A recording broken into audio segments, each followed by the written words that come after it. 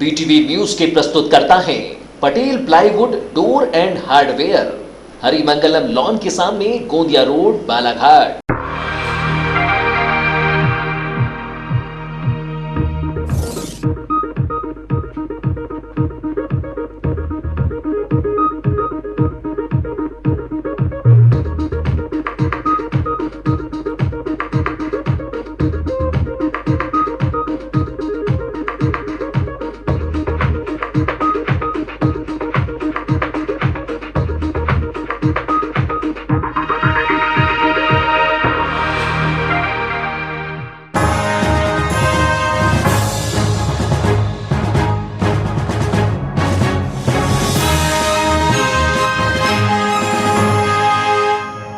नमस्कार, BTV news के इस बुलेटिन में आपका स्वागत है। सबसे पहले आइए एक नजर डालते हैं आज की कुछ खास खबरों पर।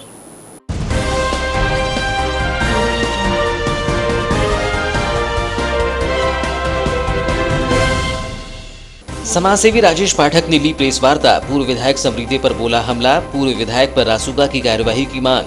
ठेकेदार संजय सिंह ने भी रखा अपना पक्ष। पूर्व विधायक को बताया जिले का सबसे बड़ा ब्लैकमेलर। अभी जेल में ही रहेंगे समृद्धि। पुलिस ने न्यायालय में किया प्रस्तुत। न्यायालय ने न्यायिक रिमांड पर भेजा जेल। अधिवक्ता ने बताया धारा बढ़ा दी, इसलिए नहीं मिली जमानत। भाई योगेश ने कहा न्यायपालिका पर विश्वास, मिलेगा न्याय।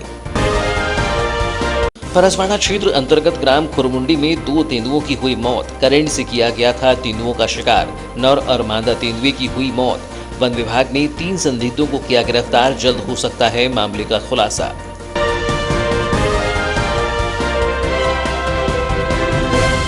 परसवाड़ा वन परिक्षेत्र पूर्व सामान्य बैहर के खुरमुंडी बीट में चौकी के समीप ही करंट लगने से एक नर और एक मादा तेंदुए की मौत हो गई। घटना के बाद क्षेत्र में सनसनी का माहौल था। वन विभाग की टीम ने मौके पर पहुंचकर मौके का मुआयना किया, साथ ही पंचनामा कार्यवाही पूर्ण कर दोनों ही वन्य प्राणियों का अंतिम संस्कार किया। वहीं बताया जा रहा है कि मामले में वन विभाग ने 2-3 संदिग्धों को पकड़ा है, जिनसे पूछताछ जारी है।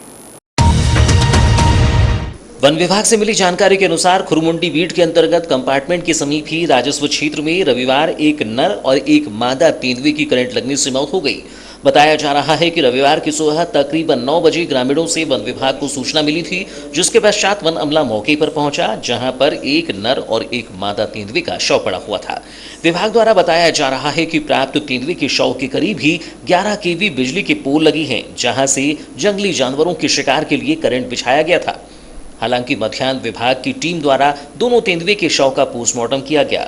मौके पर दोनों शवों की दूरी लगभग 6 मीटर के आसपास बताई जा रही है।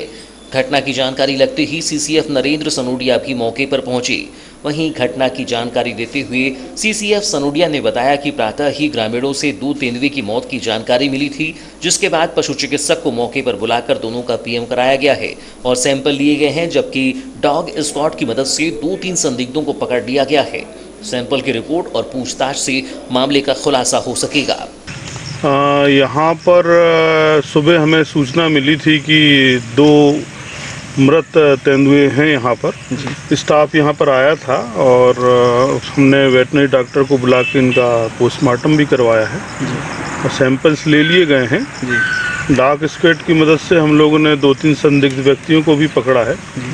अब सैंपल की जो रिपोर्ट आती है और जो भी इन्वेस्टिगेशन होगा उन संदिग्ध व्यक्तियों से, उनसे पूछताछ से हम इस निष्कर्ष में पहुंचेंगे कि किस प्रयोजन से उन्होंने अपराध किया है और किस तरीके का उपयोग करके उन्होंने ये अपराध किया है। तो तब तक हम लोग, जब तक रिपोर्ट आ जाती है उसके बाद ही कुछ कहना उचित होगा इसमें।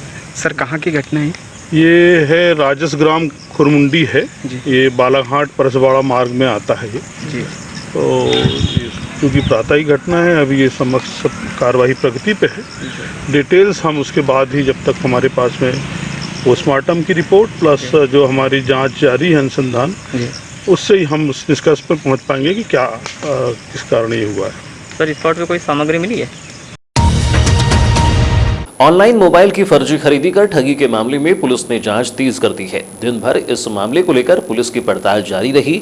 मोबाइल खरीदी करने वाले मोबाइल दुकानदारों के यहां से लगभग 190 मोबाइल जब्त किए गए तथा एक गैरेज ट्रांसपोर्ट से भी 3 पेटी मोबाइल जब्ती की खबर सूत्रों से लगी।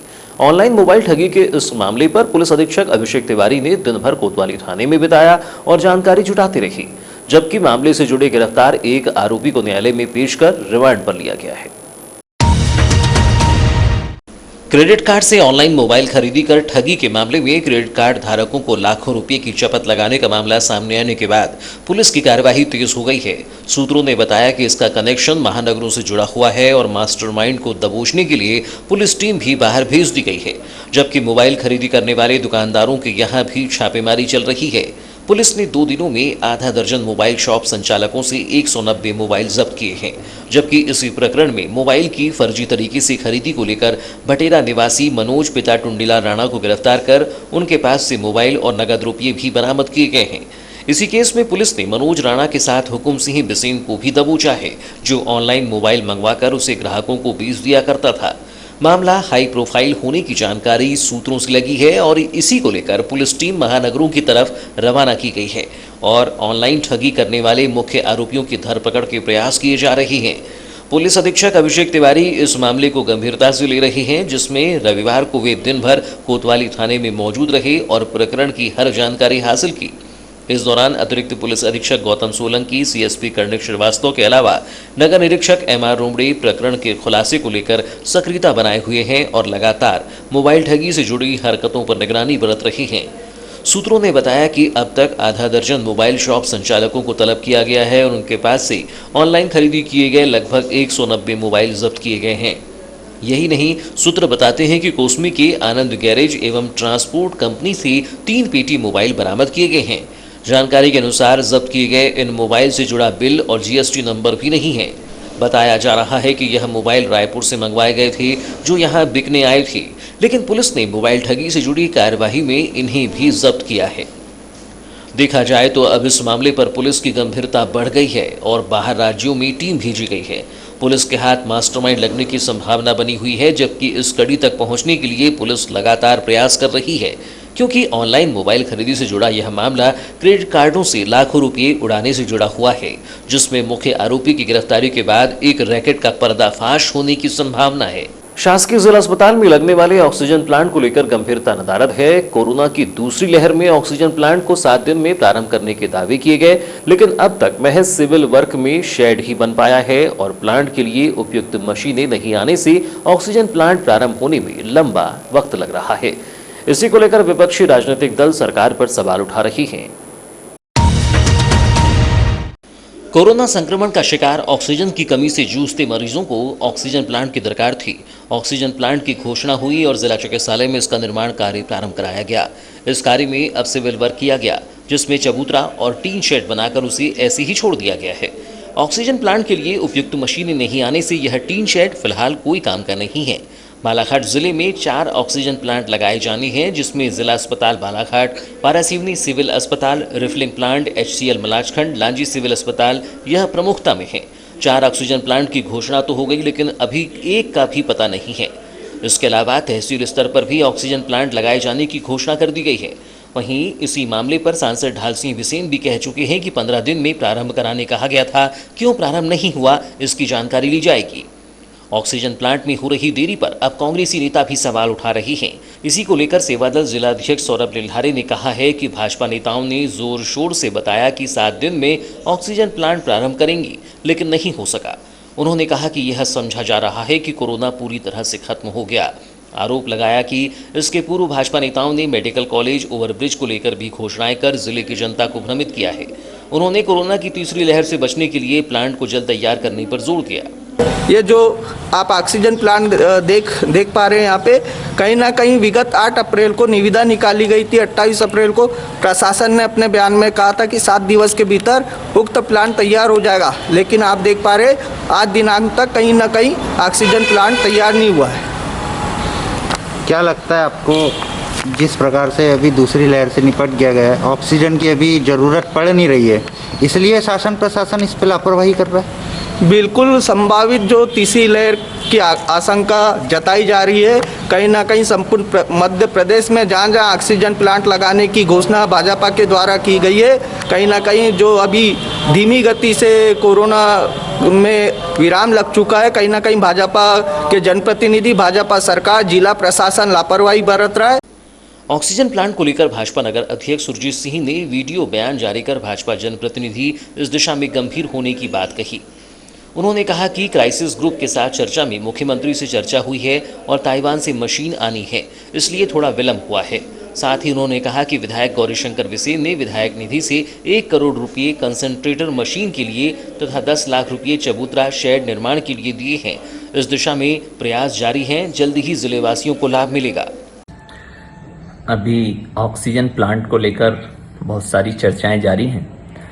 हम आपको बता दें, आज ही क्राइसिस मैनेजमेंट ग्रुप के साथ माननीय मुख्यमंत्री जी ने चर्चा करी, जिसमें हमारे माननीय विधायक पूर्व मंत्री आदरणीय गौरीशंकर बिसेन जी ने इस बात को प्रमुखता से रखा उनके सामने कि हमारे यहाँ ऑक्सीजन प्लांट का जो चैम्बर बनना था, सेट बनना था, उसे हमने विधायक निधि से बनवा दिया है। जल्द से जल्द ऑक्सीजन प्लांट इसमें स्थापित किया जाए। उसके लिए यह जानकारी प्रदेश से मिली है, चूँकि इस समय हर जगह उसकी मांग है, तो ताइवान से ये ऑक्सीजन प्लांट सप्लाई होने हैं, जो वहाँ से सप्लायर अभी नहीं ले पा रहे हैं। तो जल्द ही ऑक्सीजन प्लांट भी हमारे यहाँ लगेगा। ईश्वर करे ऐसी चीज़ों की ज़रूरत ना पड़े, लेकिन हमारे सभी जनप्रतिनिधि इस बात को लेकर गंभीर हैं कि जल्द से जल्द ऑक्सीजन प्लांट लगे। हमारे जनप्रतिनिधियों की गंभीरता इसी बात से समझ आती है कि उन्होंने तत्काल अपनी विधायक निधि से न सिर्फ 1 करोड़ रुपए की कंसंट्रेटर ऑक्सीजन मशीन बुलवाई, बल्कि 10 लाख रुपए ऑक्सीजन प्लांट स्थापित करने के लिए वहां विधायक निधि से देकर उन्होंने चैम्बर और सेट बनवाया। तो जल्द से जल्द हमारी सरकार जनप्रतिनिधियों के प्रयास से यहाँ ऑक्सीजन प्लांट बालाघाट जिला चिकित्सालय में स्थापित होगा। कोरोना संक्रमण से आमजनों को बचाने टीकाकरण ही एक विकल्प के रूप में सामाजिक एवं धार्मिक संस्थाएं आगे आकर वैक्सीनेशन शिविर का आयोजन कर रही हैं। इसी कड़ी में 14 जून सोमवार को जिला सर्ववर्गीय कदार समाज द्वारा टीकाकरण शिविर का आयोजन किया गया है, जिसमें सभी समाजजनों से टीकाकरण अवश्य कराने की अपील की गई है। इस संबंध में वार्ता लेकर जिला सर्ववर्गीय कदार समाज के पदाधिकारियों ने बताया कि कमल नारायण जायसवाल की स्मृति में शहर के निजी होटल में टीकाकरण शिविर का आयोजन किया गया है। उन्होंने बताया कि जिस प्रकार दूसरी लहर में संक्रमण का विस्तार हुआ है, उसमें सभी को सुरक्षित करने की मंशा है। इसी को लेकर जिला प्रशासन एवं स्वास्थ्य विभाग के प्रयासों से टीकाकरण शिविर लगाया जा रहा है। इस दौरान बताया गया कि यह टीकाकरण शिविर सर्व समाज के लिए होगा, जिसमें कलार समाज का उद्देश्य है कि 100% टीकाकरण किया जाए। अधिक से अधिक लोग टीकाकरण कराने पहुंचे और यहां स्पॉट पंजीयन की व्यवस्था रहेगी, जिसमें आधार कार्ड साथ में लाना अनिवार्य बताया गया है। इस दौरान कलार समाज जिलाध्यक्ष अमृतलाल दुआरे ने बताया कि टीकाकरण कराना आवश्यक है ताकि कोरोना संक्रमण के खतरे से बचा जा सके। स्वयं भी टीकाकरण कराएं और अपने परिवार के अन्य लोगों को भी प्रेरित करें, जिसमें परिवार और बच्चे सभी कोरोना संक्रमण से सुरक्षित रहें। उन्होंने सभी से टीकाकरण कराने पहुंचने की अपील की। बंधुओं से कल दिनांक 14 जून 2021 को जिला सर्ववर्गीय कलार समाज एवं प्रशासन के सहयोग से टीकाकरण का आयोजन किया गया है, जिसमें सभी बंधुओं से निवेदन करता है समाज कि वे अधिक से अधिक तादाद में आएँ और टीकाकरण लगाएं। इससे आपकी सुरक्षा है, आपके बच्चों की सुरक्षा है, आपके परिवार की सुरक्षा है। इसलिए एक हमने कार्यक्रम रखा है। मैं सभी से निवेदन करता हूं कि सभी बालाघाट जिले के बंधुओं से, सभी सभी जातियों के, सभी धर्मों के लोगों से कि वे आएँ और टीकाकरण लगाएं और सुरक्षित रहें। शासन से हमें 500 वैक्सीन प्राप्त हुई है, तो मैं चाहता हूं कि लोग इसका उपयोग करें। इस मौके पर कलार समाज के सूरज दौने, चंद्रकांत पिपलेवार, महेश डोहरे, नीलू पिपलेवार सहित अन्य सामाजिक जन मौजूद रहे। युवाओं को बैंकिंग प्रक्रिया एवं उद्योग स्थापना के लिए लोन आसानी से उपलब्ध हो सके, इसको लेकर भाजयुमो ने वर्चुअल मीट का आयोजन किया, जिसमें जिला व्यापार एवं उद्योग केंद्र प्रबंधक, अग्रणी बैंक मैनेजर के साथ युवाओं ने सीधे संवाद किया और लोन संबंधी अपनी जिज्ञासाओं को शांत किया। भाजयुमो पदाधिकारियों ने बताया कि बीते कई दिनों से युवाओं की व्यापार एवं उद्योग स्थापना की समस्या को लेकर मंथन किया जा रहा था। भाजपा जिला अध्यक्ष रमेश भटेरिया एवं भाजपा नेत्री मौसम हरिनखेड़े के मार्गदर्शन में भाजयुमो ने एक वर्चुअल मीट का आयोजन किया, जिसमें जिले भर के 200 युवाओं ने हिस्सा लिया। इस मीट में जिला व्यापार एवं उद्योग केंद्र के महाप्रबंधक अखिल चौरसिया, अग्रणी बैंक जिला महाप्रबंधक दिगंबर भोयर तथा SBI कलेक्ट्रेट शाखा प्रबंधक अंकित यादव को आमंत्रित किया गया था, जिन्होंने ऑनलाइन मीट में युवाओं के सवालों के जवाब दिए। बताया गया कि वर्चुअल मीट के दौरान उद्योग स्थापना, जमीन की उपलब्धता तथा 5 लाख से 10 करोड़ तक का ऋण प्राप्त करने की प्रक्रिया से संबंधित जानकारी दी गई। वहीं बैंक प्रबंधकों ने बताया कि बैंक से किस प्रकार लोन मिल सकता है और क्या क्या दस्तावेज जरूरी हैं, इस संबंध में विस्तृत रूप से चर्चा की गई। वर्चुअल मीट के संबंध में भाजयुमो नगर अध्यक्ष गौरव मोनू श्रीवास्तव ने बताया कि लोन एवं सब्सिडी के साथ योजनाओं की जानकारी युवाओं को दी गई है। उन्होंने बताया कि लोन को लेकर युवाओं को बैंक के चक्कर काटने पड़ते हैं। ऐसे युवा जो उद्योग स्थापित करना चाहते हैं, भाजयुमो उनकी लोन प्राप्त करने में संवैधानिक दस्तावेजों के आधार पर मदद करेगा। की टीम ने बालाघाट में एक वर्चुअल मीट का आयोजन किया था। इस मीट के माध्यम से आज हमने जिला व्यापार एवं उद्योग केंद्र के महाप्रबंधक माननीय अखिल चौरसिया जी को बुलवाया था और साथ ही साथ अग्रणी बैंक के जिला महाप्रबंधक आदरणीय भोयर जी, दिगंबर भोयर जी को और साथ ही साथ कलेक्ट्रेट ब्रांच के मैनेजर आदरणीय अंकित यादव जी को भी इस मीट में बुलाया था और वे इस वर्चुअल मीट के माध्यम से युवाओं के बीच रूबरू भी हुए।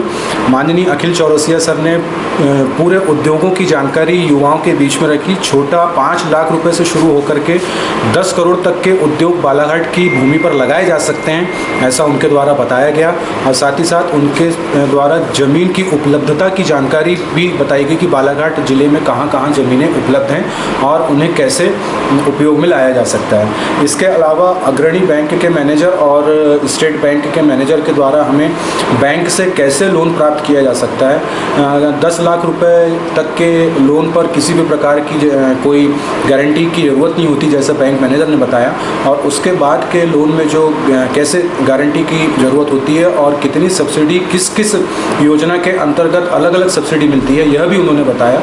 यह सब बातें आज उन्होंने हम सभी युवाओं के बीच में रखी। आज इस वर्चुअल मीट के माध्यम से बालाघाट के लगभग 200 युवाओं ने हिस्सा लिया और अपने अपने प्रश्न भी उन्होंने माननीय सभी हमारे जो उपस्थित अधिकारीगण थे उनसे पूरी चर्चा करी विस्तृत। 13 जून को वारासिवनी थाना क्षेत्र अंतर्गत ग्राम रमरमा में एक 17 वर्षीय बालक ने फांसी लगाकर अपनी इहलीला समाप्त कर ली। पुलिस ने पीएम कराकर शव परिजनों को सौंप दिया है, वहीं मामले की विवेचना प्रारंभ कर दी है। घटना के संबंध में मृतक नीलेश प्रताप सिंह परतु के परिजनों ने बताया कि उन्हें सुबह शौच के लिए गए ग्रामीणों ने बताया कि उनका पुत्र फागुलाल के खेत में पलाश के पेड़ पर रस्सी से लटका हुआ है, जिस पर उन लोगों ने तत्काल वहां जाकर देखा तो वह फांसी पर लटका हुआ था। जिसके बाद परिजनों ने वारासिवनी पुलिस को खबर देने के बाद मौके पर पहुंचकर युवक का शव पेड़ से उतारकर पंचनामा मर्ग कार्यवाही के पश्चात शव पीएम के लिए वारासिवनी लेकर आए, जहां शव का पीएम कर घटना को जांच में लिया गया है। बाइट जानकारी के अनुसार मृतक युवक नीलेश के परिवार में उसके बड़े पिताजी की लड़की की रविवार 13 जून को विवाह समारोह था, जिसके मंडे का खाना भी रात्रि मृतक ने सभी परिजनों और मेहमानों के साथ खाया था। जिसके बाद वह अपने कमरे में सोने चला गया था, लेकिन उसने कब उठकर खेत में जाकर किस वजह से फांसी लगाकर अपनी जान दी है, कोई समझ नहीं पा रहा है। बहरहाल पुलिस मर्ग कायम कर घटना की जाँच कर रही है। तो ये थी अब तक की खबरें। नई खबरों के साथ एक बार फिर हम हाजिर होंगे, तब तक के लिए दीजिए इजाज़त। नमस्कार।